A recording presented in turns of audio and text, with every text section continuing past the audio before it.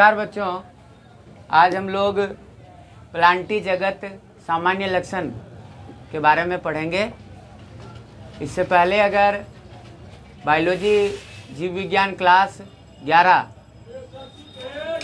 हमारा YouTube channel MSP coaching point ने इससे पहले वाला जो टॉपिक है उसके ऑनलाइन क्लास बना के यूट्यूब पर अपलोड कर दिया गया है।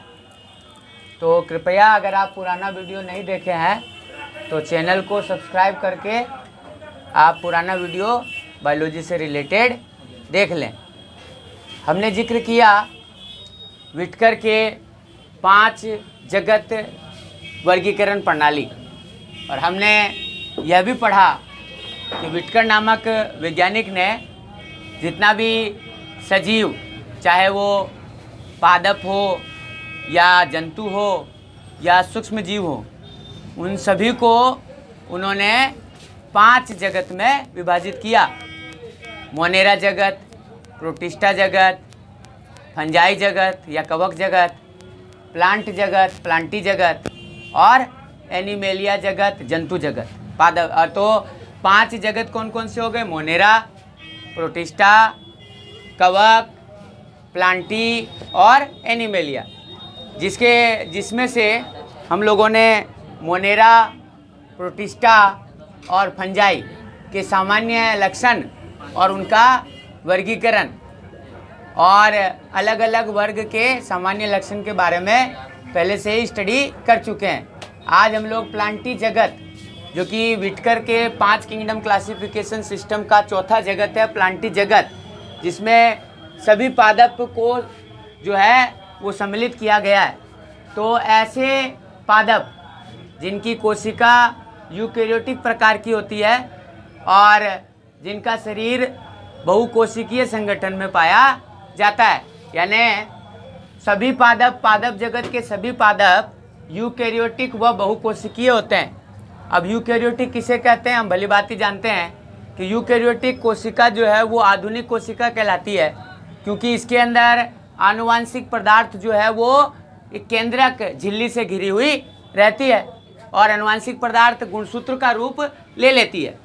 और इन कोशिका के अंदर mitochondria, Golgi body, lysosome, ER, endoplasmic reticulum, vacuole नामक कोशिकीय ऑर्गेनेलीज यानी कोशिका अंगक भी पाए जाते हैं। इसलिए यूकेरियोटिक कोशिका को हम लोग आधुनिक कोशिका भी कहते हैं। तो पादप जगत के जितने भी पादप हैं उनका शरीर यूकेरियोटिक यानी उनकी कोशिका का प्रकार जो है वो यूकेरियोटिक प्रकार के होते हैं, और उनका शरीर जो है वो 1 से 2 से अधिक कोशिकाओं से मिलकर बना होता है, जिसे हम लोग कहते हैं बहुकोशिकीय जीव। तो पादप जगत के जितने भी जीव हैं वो यूकेरियोटिक और बहुकोशिकीय होते हैं। ज़्यादातर आप लोग जानते होंगे कि जो पादप जगत जो होता है वो अपना खाना स्वयं बना लेते हैं, इसलिए वो स्वपोषी विधि से अपना पोषण करते हैं स्वपोषी विधि से। तो हम जानते हैं कि स्वपोषण किसे कहते हैं कि जब कोई सजीव अपना फूड का, अपने खाने का खुद निर्माण कर ले, तब उसे हम लोग स्वपोषी कहते हैं। तो हमने ये भी पढ़ा था कि स्वपोषी 2 प्रकार का होता है। एक होता है प्रकाश संश्लेषी स्वपोषी और दूसरा होता है रसायन संश्लेषी स्वपोषी। तो अधिकतर पादप जगत के जो पादप होते हैं वो आपको प्रकाश संश्लेषी स्वपोषी होते हैं। मतलब क्या कि प्रकाश संश्लेषण की प्रक्रिया के द्वारा वो अपना फूड खुद बनाते हैं, अपना खाना खुद बनाते हैं, अपने भोजन का निर्माण खुद करते हैं। उसके लिए उन्हें कच्ची सामग्री चाहिए होती है, जैसा कि वाटर और मिनरल, कार्बन डाइऑक्साइड, सनलाइट और क्लोरोफिल, जो कि ऑलरेडी पत्ती के अंदर प्रेजेंट रहता है। तो ये चारों रॉ मटेरियल से प्लांट क्या करती है? ग्लूकोज को बना देती है, यानी फूड को बना देती है। और हम ये बात भी भली भांति जानते हैं कि जो पादप जगत के जो पादप होते हैं वो उत्पादक होते हैं किसी भी इकोसिस्टम के लिए, जैव तंत्र के लिए। तो प्रकृति में जो कोई भी जीव हम कह सकते हैं जीवित है, तो वो प्रत्यक्ष या अप्रत्यक्ष रूप से ऊर्जा को किससे ग्रहण करता है? पादप जगत से ग्रहण करता है, क्योंकि केवल पादप जगत ही क्या है? स्वपोषी तरीके से अपना भोजन बनाते हैं, और उसके बाद जितने भी जीव हैं वो अपना भोजन खुद नहीं बनाते हैं, तो वो परपोषी विधि के द्वारा अपना पोषण को प्राप्त करते हैं। इसलिए हम कह सकते हैं कि पादप जगत के पादपों को छोड़कर, उन पादपों को छोड़कर जिन पादपों के अंदर पर्णहरित पाया जाता है ना, उन पादपों को छोड़कर सभी जंतु और कुछ पादप क्या होते हैं? आपके परपोषी होते हैं। क्या होते हैं? परपोषी, यानी वो अपने पोषण के लिए प्रत्यक्ष या अप्रत्यक्ष रूप से प्लांट पर ही निर्भर करते हैं। ये बात अलग है कि कुछ पादप जो है वो परपोषी विधि से भी अपना पोषण ग्रहण करते हैं। जैसा कि एक उदाहरण हम ले लेते हैं अमरबेल का। तो हम जानते हैं कि अमरबेल जो है वो बेल का पौधा, ये क्या करता है?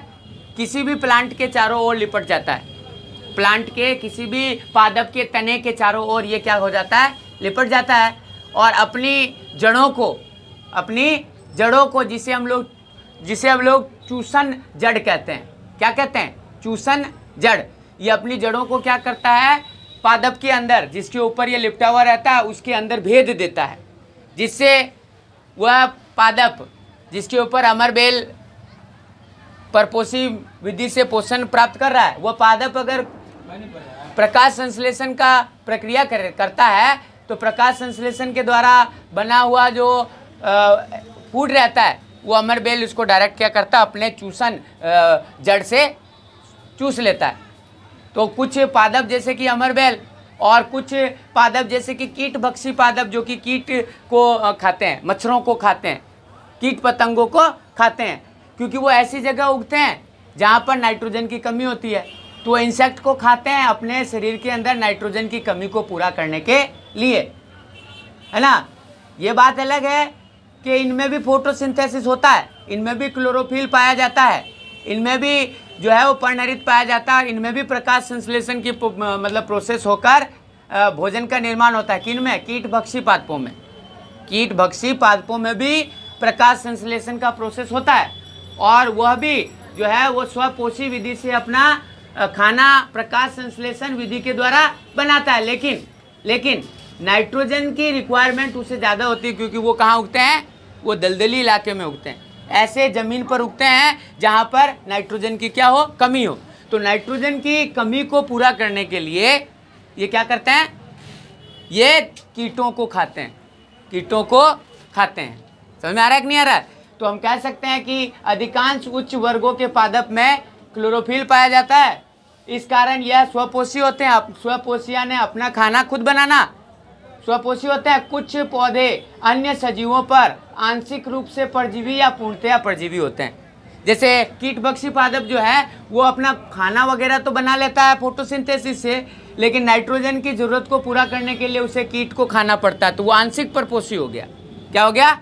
आंशिक परपोषी। और हमने अमरबेल का एग्जाम्पल लिया तो पूरी तरीके से जो है वो मतलब होस्ट प्लांट पर जो है, मेजबान पौधे पर डिपेंड करता है पूरी तरीके से, तो वो पूर्णतया परजीवी होते हैं। समझ में आ रहा है कि नहीं आ रहा है? तो अधिकतर प्लांट तो स्वपोषी होते हैं क्योंकि उनमें प्रकाश संश्लेषण होता है, लेकिन कुछ पादप जैसे कि अमरबेल ये पूर्णतया परजीवी होता है, और कुछ पादप जैसे कीटभक्षी पादप वो आंशिक परजीवी होते हैं। ठीक है। तीसरा, अधिकांश पादप उत्पादक होते हैं। हमने देखा कि जब हम छोटे क्लासों में खाद्य श्रृंखला और खाद्य जाल के बारे में पढ़ रहे थे साइंस में, तब जो है हमने ये पढ़ा था कि खाद्य श्रृंखला वह श्रृंखला है जो हमें बताती है कि कौन किसको खाता है और खुद किसके द्वारा खाया जाता है। जैसे प्लांट जो है वो प्रोड्यूसर होता है। प्लांट क्या करता है? सन की एनर्जी को यूज करके, है ना, वो क्या बना लेता है? ग्लूकोज बना लेता है, अपना फूड बना लेता है, या कहें कि केमिकल ऊर्जा यानी रासायनिक ऊर्जा बना लेता है। यानी पादप क्या करता है? सन से आने वाली जो लाइट एनर्जी है उसको वो किस में कन्वर्ट कर देता है? उसको जो है वो रासायनिक ऊर्जा में कन्वर्ट कर देता है। इसलिए ये उत्पादक होते हैं। और चूंकि इस अर्थ पर उत्पादक हैं, इसलिए सभी सजीव जिंदा रह रहे हैं। क्योंकि जितने भी परजीवी हैं, हम लोगों को भी जोड़कर, तो हम लोग बिना ऊर्जा के जी नहीं पाएंगे। और हम लोगों के पास तो ऐसी कोई मतलब प्रक्रिया भी हमारे शरीर के अंदर या किसी जंतु के अंदर नहीं चलती है कि वो अपना खाना खुद बना ले, ऐसा भी नहीं होता है। तो हम लोग प्रत्यक्ष या अप्रत्यक्ष, सीधे या उल्टे रूप में हम लोग प्लांट पर ही निर्भर करते हैं। तो हम कह सकते हैं कि चूंकि इस पृथ्वी पर पादप हैं जो कि उत्पादक की तरह काम करते हैं खाद जाल और खाद्य श्रृंखला में, इस वजह से इस पृथ्वी पर जीवन है। क्योंकि जितने भी जंतु हैं वो प्रत्यक्ष या अप्रत्यक्ष रूप से उत्पादक पर ही अपने ऊर्जा के लिए निर्भर करते हैं। और उत्पादक कौन होते हैं? हरे पादप, जिनके पत्तियों में पर्णहरित पाया जाता है। तो पर्णहरित क्या करेगा? सूर्य की लाइट को एब्जॉर्ब करेगा, सोखेगा, सन की जो लाइट आती है उसको सोखेगा और उसे किस में कन्वर्ट करेगा? केमिकल एनर्जी में बदलेगा। तो लाइट एनर्जी को केमिकल एनर्जी में बदलने का जो प्रोसेस है उसे कहते हैं फोटोसिंथेसिस, प्रकाश संश्लेषण। तो चूंकि ये प्रकाश संश्लेषण करते हैं इसलिए उत्पादक होते हैं, एनर्जी को प्रोड्यूस करते हैं, ऊर्जा को निर्माण करते हैं। और यही ऊर्जा जो है वो अलग अलग खाद्य श्रृंखला और खाद्य जाल के मतलब उपभोक्ता तक पहुंचते हैं, कंज्यूमर तक, है ना। तो इस तरीके से हमने देखा कि बिना पादप जगत के इस अर्थ पर लाइफ पॉसिबल नहीं है। फिर हम ये देख रहे हैं कि पादप में भी जो है वो सबसे बाह्य आवरण, जिस तरीके से हमने देखा था कि कवक के अंदर सबसे बाह्य आवरण जो था वो कोशिका भित्ति थी, लेकिन वो किससे बनी हुई थी? काइटिन से। किससे बनी हुई थी? काइटिन से। कवक के कोशिका का कोशिका भित्ति काइटिन नामक पदार्थ से बना था। इस वजह से पहले तो कवक को किस में रखा गया था? पादप जगत में। लेकिन जब उसका कोशिका भित्ति का संरचना का पता लगाया गया तो एक बात सामने आ गई जो कि पादप जगत से इसको भिन्न कर दिया। क्या? कि पादप जगत की जो कोशिका भित्ति है वो सेल्यूलोज नामक रासायनिक पदार्थ से बनी हुई होती है। वह फिर से ध्यान देने की बात है कि पादप कोशिका की सबसे बाहर वाली जो भित्ति है, जिसे हम लोग कोशिका भित्ति कहते हैं, वह सेल्यूलोज नामक रासायनिक पदार्थ की बनी हुई होती है। जबकि कवक के अंदर कोशिका भित्ति जो है वो काइटिन नामक रासायनिक पदार्थ से बनी होती है। इसलिए पुराने जो क्लासिफिकेशन वर्गीकरण पद्धतियां जो थी उसमें कवक को पादप के साथ रखा गया था।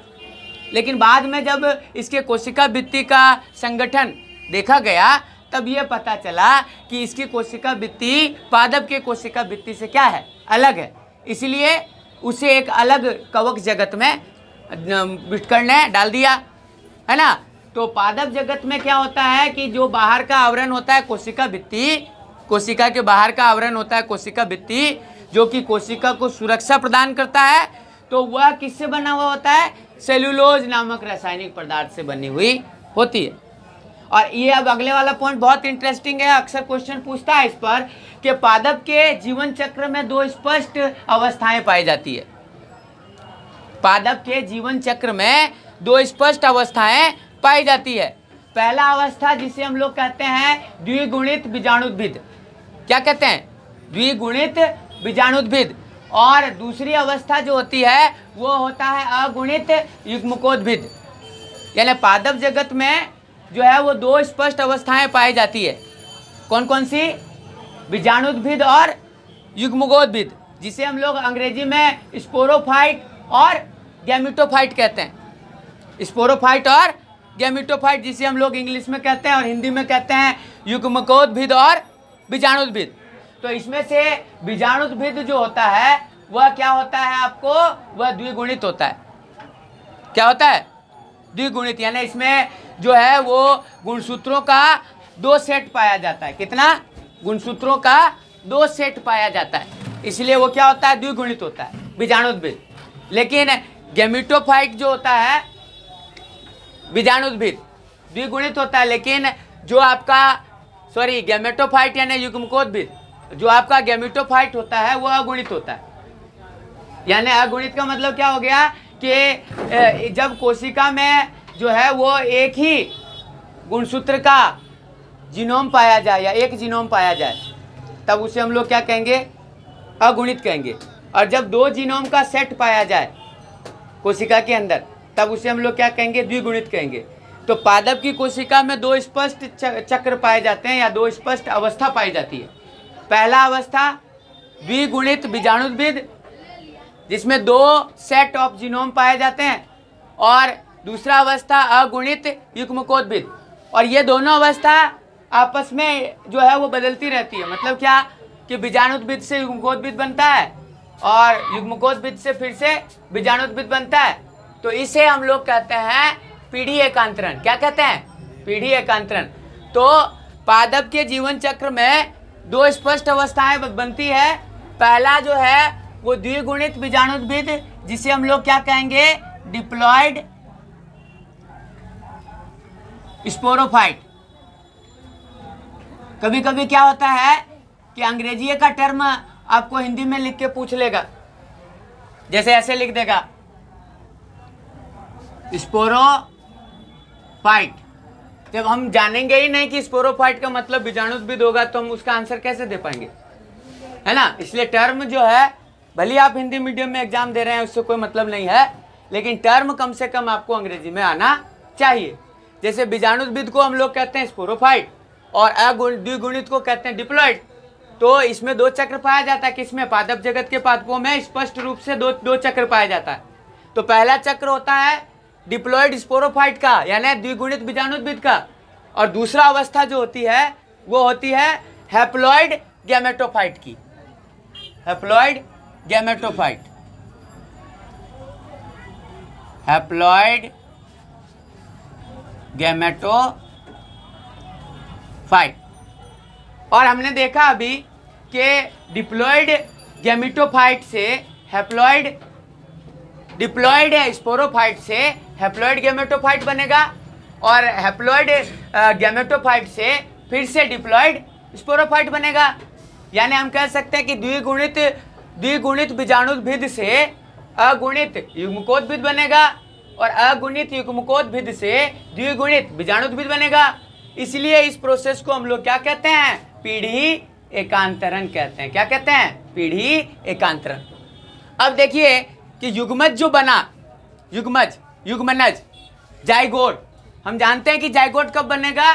जाइगोट बनेगा जब गैमिट का, यानी कह सकते हैं कि गैमिट यानी मेल गैमिट और फीमेल गैमिट, है ना।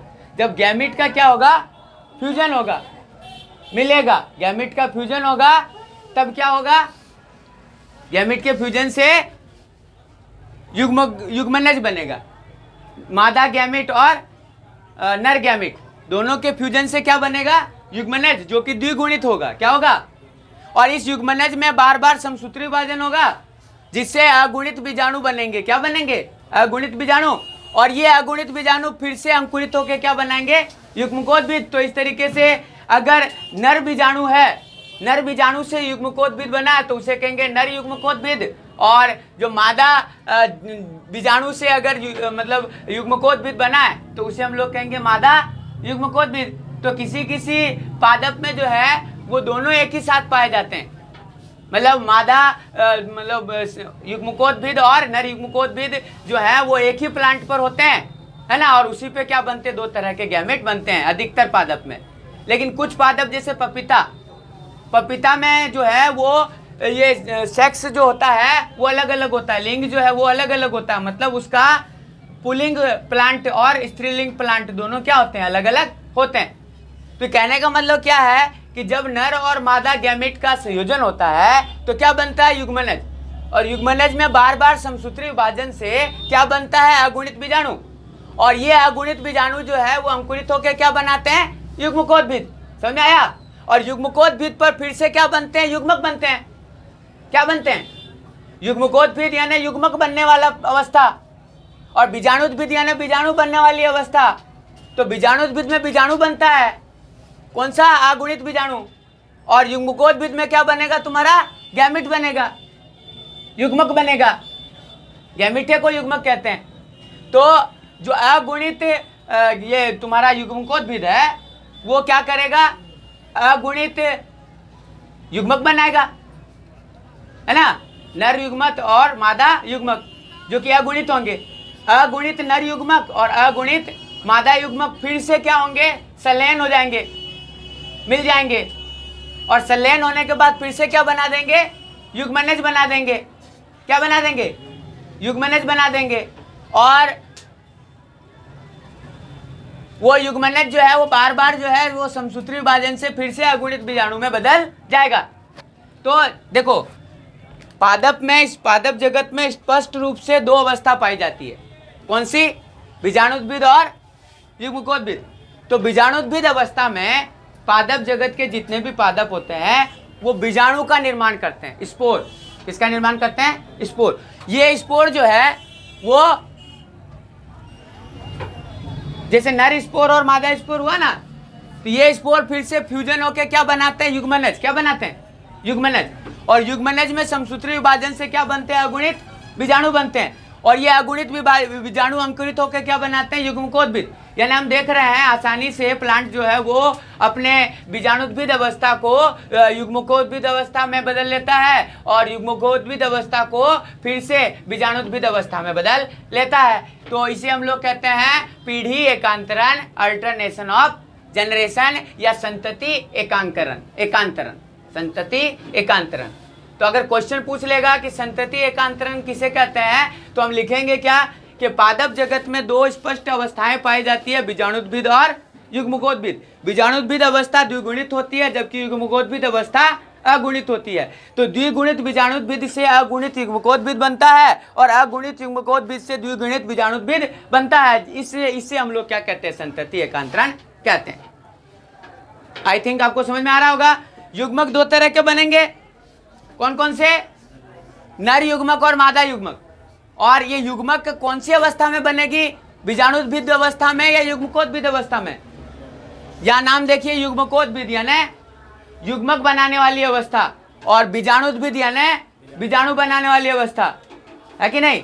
तो यहाँ पर जो है वो युग्मकोद्भिद जो क्या करेगा, गैमिट बनाएगा, युग्मक बनाएगा, है ना। तो अगर कोई प्लांट में नर गैमिटोफाइट अलग है तो उससे बनेगा आपका नर युग्मक, और अगर मादा गैमिटोफाइट अगर अलग है तो उससे बनेगा मादा युग्मक। जैसे कि पपीता, ज्यादातर प्लांट में दोनों जो है ना वो एक ही पादप पर बनते हैं, यानी नर युग्मक और मादा युग्मक एक ही मतलब पादप पे बनते हैं, है ना। तो उसे हम लोग क्या कहते हैं, युग्मक कहते हैं। और ये नर या मादा युग्मक जो है वो फिर से क्या हो जाते हैं, संलयन हो जाते हैं, मिल जाते हैं, जुड़ जाते हैं, इनका फ्यूजन हो जाता है, फर्टिलाइजेशन प्रोसेस होता है, निषेचन प्रक्रिया। और हम जान रहे हैं कि जब दो अगुणित युग्मक, नर युग्मक और मादा युग्मक, जब दोनों का संलयन हुआ तो फिर से क्या बनेगा, युग्मनज बनेगा। क्या बनेगा, जाइगोट, जिसे हम लोग हिंदी में कहते हैं। और वो कौन सी अवस्था में होगी, वो द्विगुणित अवस्था में होगी। तो द्विगुणित अवस्था में क्यों होगी, क्योंकि नर युग्मक क्या था, अगुणित अवस्था में था, और मादा युग्मक भी क्या है, अगुणित अवस्था में है। तो जब नर युग्मक और मादा युग्मक दोनों का संलयन होगा तो आपका अगुणित प्लस अगुणित क्या हो जाएगा, द्विगुणित हो जाएगा। तो युग्मकोद्भिद पर नर व मादा युग्मक बनते हैं और ये युग्मक आपस में संलयन होकर द्विगुणित युग्मनज बनाते हैं। और इस द्विगुणित युग्मनज में बार बार अनेक बार समसूत्री विभाजन होता है, और जिससे ये किस में बदल जाता है, बीजाणुद्भिद में बदल जाता है। और फिर बीजाणुद्भिद से क्या होता है, समसूत्री विभाजन से अनेक बीजाणु बनते हैं, है ना, और युग्मक बनते हैं, जिससे अगुणित बीजाणु से युग्मकोद्भिद बनता है ना। और युग्मकोद्भिद से फिर क्या बनता है, आपको युग्मक बनते हैं, उस पर नर युग्मक और मादा युग्मक, और फिर उसका संयोजन होता है तो द्विगुणित बीजाणुद्भिद बन जाता है। तो इसे हम लोग क्या कहते हैं, पीढ़ी का एकांतरण कहते हैं। क्या कहते हैं, पीढ़ी का एकांतरण। तो आई होप आपको समझ में आया होगा। अब आप देखिए कि पादप जगत को किस तरीके से अध्ययन की सुविधा के लिए बांटा गया है। अब देखिए, सबसे पहले पादप जगत में क्या क्या चीजें आती है। पादप जगत में सेवाल, माइक्रोफाइट, ब्रायोफाइटा, टेरिडोफाइटा, जिम्नोस्पर्म, एंजियोस्पर्म, और यहाँ पर जीवाणु भी आता है पादप जगत में, जीवाणु। तो देखिए पादप जगत में क्या क्या चीजें आती है। पादप जगत में आता है सेवाल, जिसे हम हिंदी में, अंग्रेजी में एल्गी कहते हैं, सेवाल। दूसरा जीवाणु, जिसे इंग्लिश में बैक्टीरिया कहते हैं, हमने अच्छी तरीके से स्टडी कर रखा है। तीसरा ब्रायोफाइटा, चौथा टेरिडोफाइटा और पांचवा जिम्नोस्पर्म।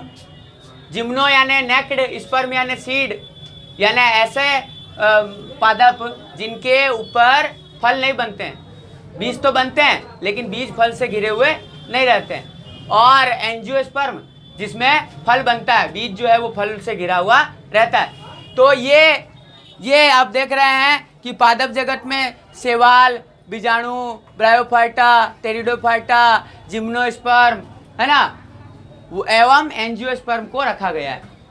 समझ में आ रहा है? तो हम अध्ययन के अनुसार पादप जगत को दो भागों में हम लोग बांट लेते हैं। पहला क्रिप्टोगेम्स और दूसरा फेनेरोगेम्स। पहला क्रिप्टोगेम्स और दूसरा फेनेरोगेम्स। तो क्रिप्टोगेम्स मतलब क्या होता है? ऐसे पादप जिनके ऊपर फूल नहीं बनते हैं उन्हें हम लोग क्रिप्टोगेम्स कहेंगे, और ऐसे पादप जिस पे फूल बनते हैं उसे हम लोग क्या कहेंगे? फेनेरोगेम कहेंगे। तो क्रिप्टोगेम जो है, क्रिप्टोगेमी, वो फिर से जो है वो 3 भागों में बटा हुआ है। कितने भागों में? 3 भागों में। Thallophyta, bryophyta, pteridophyta. Thallophyta, bryophyta और टेरिडोफाइटा, जिसमें से थैलोफाइटा में क्या क्या आते हैं? थैलोफाइटा में आएंगे आपके जीवाणु, शैवाल, कवक और लाइकेन। क्यों? क्योंकि इनका मुख्य पादप शरीर जो होता है वो थैलस प्रकार का होता है। कौन से प्रकार का? तो थैलस हम किसे कहते हैं? हमने पहले ही डिस्कस किया था कि जब प्लांट के शरीर को हम लोग जड़, तना, पत्ती में विभेदित नहीं कर पाए, यानी हम कि उस प्लांट को देखें और उसमें पता ही नहीं चले कि जड़ कौन सा है, तना कौन सा है और पत्ती कौन सा है, तो उस संरचना को हम लोग कहते हैं थैलस। तो इन सभी में, जीवाणु में, शैवाल में, कवक में, लाइकेन में, ब्रायोफाइटा में, यहाँ तक ब्रायोफाइटा भी, ये सभी क्या हो गए आपको? इनमें जो है वो थैलस पाया जाता है। क्या पाया जाता है? थैलस पाया जाता है। थैलस समझ गए आप? ऐसा पादप शरीर जिसमें जड़, तना और पत्ती में कोई विभेदन नहीं हो, उसे हम लोग क्या कहेंगे? थैलस कहेंगे। तो थैलोफाइटा में कौन कौन से जीव आएंगे? जीवाणु, शैवाल, कवक और लाइकेन। और ब्रायोफाइटा को हम लोग उभयचर और पादप जगत का उभयचर कहते हैं। ब्रायोफाइटा को क्या कहते हैं? पादप जगत का उभयचर। क्यों? क्योंकि इसे अपने जीवन चक्र को पूरा करने के लिए पानी की आवश्यकता होती है। उसके बाद टेरिडोफाइटा, यहाँ से जो है वो जड़, तना, पत्ती में विभेदन होना स्टार्ट हो गया। यानी ब्रायोफाइटा तक तो थैलस प्रकार का पादप काय था, लेकिन जैसे ही टेरिडोफाइटा की बात हम करते हैं तो टेरिडोफाइटा में जो मेन पादप शरीर था वो था बीजाणुद्भिद। क्या था? बीजाणुद्भिद, जो कि जड़, तना और पत्ती में क्या रहता था? विभेदित रहता था। तो टेरिडोफाइटा और फेनेरोगेम जिस पे फूल बनते हैं उनमें 2 ग्रुप पाया गया। जिम्नोस्पर्म जिसके बीज नग्न होते हैं, मतलब बीज के ऊपर कोई फल नहीं पाया जाता, बीज नेक्ड होते हैं, नग्न होते हैं, जैसे साबूदाना। और एंजियोस्पर्म जिसमें बीज जो है वो ढके हुए रहते हैं। किससे? फल से। फल का निर्माण होता है, फ्रूट का निर्माण होता है, और उस फ्रूट के अंदर बीज जो है वो छुपे हुए रहते हैं। इसके अंदर तो मतलब फल के अंदर। इसलिए जिम्नोस्पर्म में हम लोग कहते हैं नेक्ड सीड पाया जाता है, और एंजियोस्पर्म में जो है वो ढका हुआ सीड पाया जाता है, ढका हुआ बीज। किससे ढका हुआ? तो फल से ढका हुआ, फ्रूट से ढका हुआ बीज पाया जाता है। तो अब यहाँ देखिए, एंजियोस्पर्म को भी 2 भागों में बांटा गया है, एक बीजपत्री और द्विबीजपत्री। तो जिन पादपों में एक बीजपत्री पाया जाएगा, जैसे गेहूं, चावल, है ना, मक्का, ये सब क्या है? एक बीजपत्री है।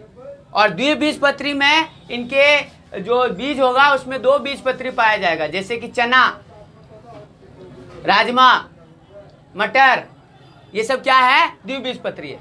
तो हमने देखा कि पादप जगत को 2 भागों में बांटा गया, क्रिप्टोगेम और फेनेरोगेम। तो क्रिप्टोगेम में फूल नहीं बनते हैं, और इस क्रिप्टोगेम को फिर से 3 ग्रुप में बांटा गया है, थैलोफाइटा, ब्रायोफाइटा और टेरिडोफाइटा।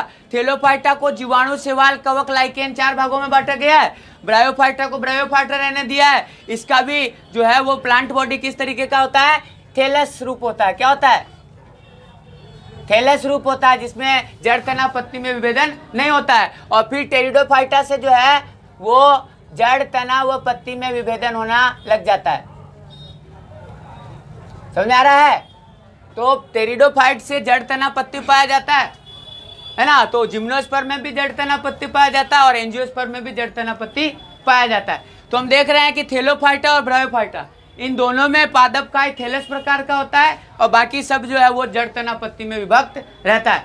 और जिम्नोस्पर्म में बीज जो है वो फल से ढके हुए नहीं रहते हैं, जबकि एंजियोस्पर्म में बीज जो है वो फल से ढके हुए रहते हैं। एंजियोस्पर्म को 2 भागों में बांटा गया है, एक बीजपत्री और द्विबीजपत्री। तो एक बीजपत्री उन्हें कहेंगे जिनके बीज में केवल एक बीजपत्र पाया जाएगा, जैसे कि गेहूं, चावल। और द्विबीजपत्री किसे कहेंगे? जिनके बीज में 2 बीजपत्र पाया जाएगा, जैसे चना, राजमा इत्यादि, है ना। अब यहाँ पे देखिए कि जिम्नोस्पर्म को हम लोग अनावृत बीजी भी कहते हैं। अनावृत बीजी, बीजी यानी बीज, बीज यानी सीड, और अनावृत यानी जो ढका हुआ नहीं है। क्या कहेंगे हम लोग? जिम्नोस्पर्म को अनावृत बीजी भी कहते हैं। क्या कहते हैं? अनावृत बीजी। और एंजियोस्पर्म को हम लोग आवर्त बीजी भी कहते हैं। क्या कहते हैं? यानी इसके बीज ढके हुए रहते हैं, इसलिए आवर्त बीजी हो गए। और जिम्नोस्पर्म के बीज जो हैं वो ढके हुए नहीं रहते हैं, तो इसलिए वो अनावृत बीजी हो गया। तो ये इसका हिंदी नाम हो गया, और एंजियोस्पर्म, जिम्नोस्पर्म इसका इंग्लिश नेम हो गया। तो आई होप आपको आज का क्लास समझ में आया होगा। नेक्स्ट क्लास के साथ हम लोग फिर हाजिर होंगे। जब हम शैवाल से पढ़ना स्टार्ट करेंगे, हमें बारी बारी से शैवाल, ब्रायोफाइटा, टेरिडोफाइटा, जिम्नोस्पर्म और एंजियोस्पर्म के सामान्य लक्षणों को पढ़ना है और इनके वर्गीकरण को संक्षिप्त रूप में देखना है। तो आई होप आपको समझ में आया होगा। अगर समझ में आया तो लाइक करें, शेयर करें, सब्सक्राइब करें चैनल, ज़्यादा से ज़्यादा लोगों को बताएं, खूब पढ़ें, खूब लिखें। Good day.